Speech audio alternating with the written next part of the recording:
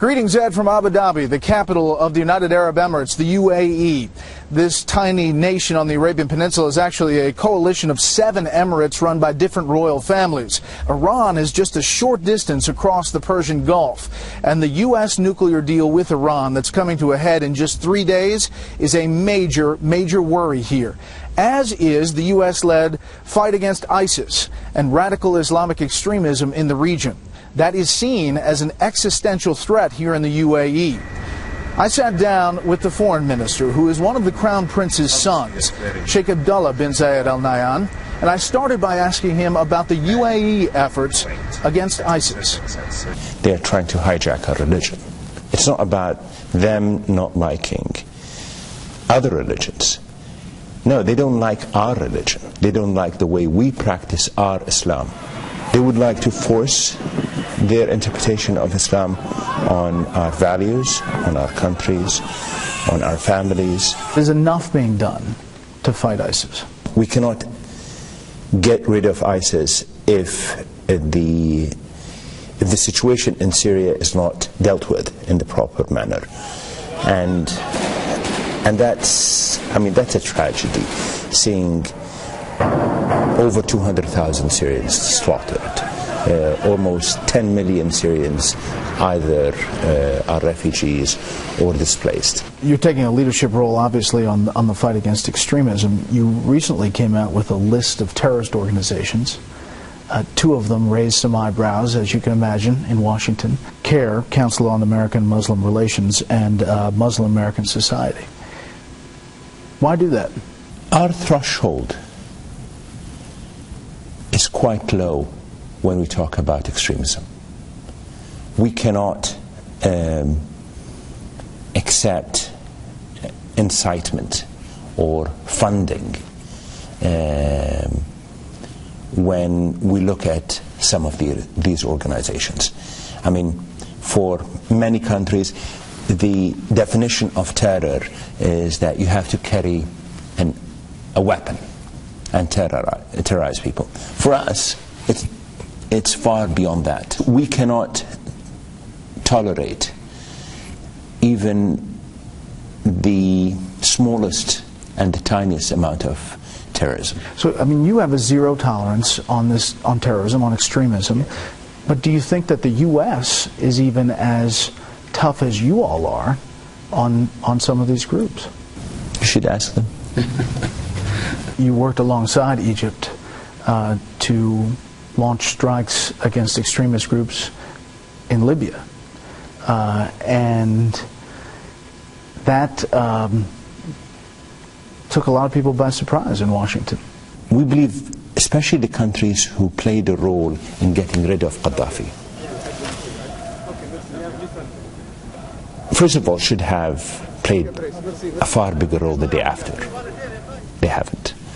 But today they have a huge responsibility in getting Libya in the right side.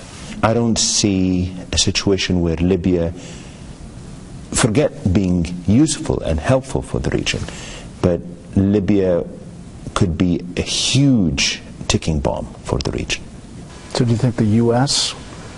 dropped the ball there? I don't want to mention one country or the other, but the entire coalition had a bigger responsibility, which unfortunately they didn't live up to. Let me talk to you about Iran, your neighbor just across the Persian Gulf. Now it's coming to a head on Monday, this nuclear deal. What are your thoughts, concerns about that deal? The question that us in the region will ask, more than what that deal will contain or not, is what's Iran's role going to be the day after?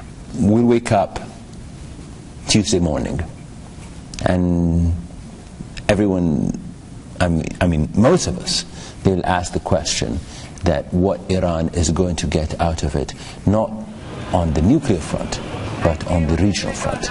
We would wish, obviously, that such a deal would look like very much what we have here in the UAE, where we have no enrichment, no reprocessing.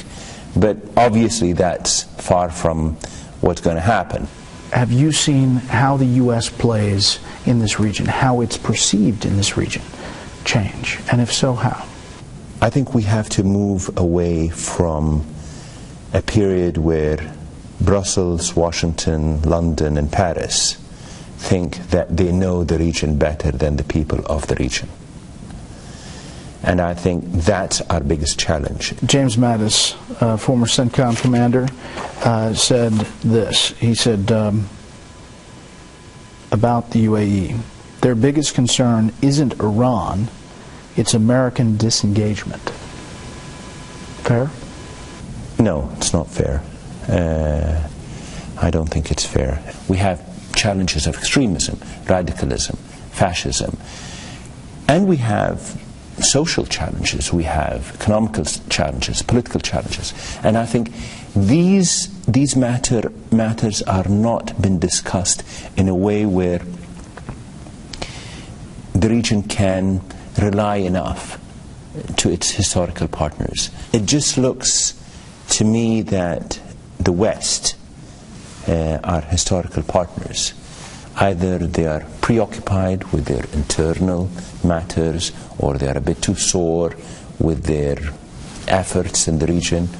I don't think they have given up, but I think they are in a shield room or a glass room, which they think that their interpretation of the region is the right one. In the words of another former CENTCOM commander, General Anthony Zinni, the UAE is, quote, all in when it comes to fighting ISIS and terrorists. More military strike aircraft have launched from the airbase here, Al Dhafra, than any other military facility in the region. But the real question is how much influence the UAE will have on other Arab nations about stopping the funding of terrorist organizations and speaking out against radical Islamic extremism. Ed, back to you. Rep. Hair, great interview. Thanks for letting me fill in.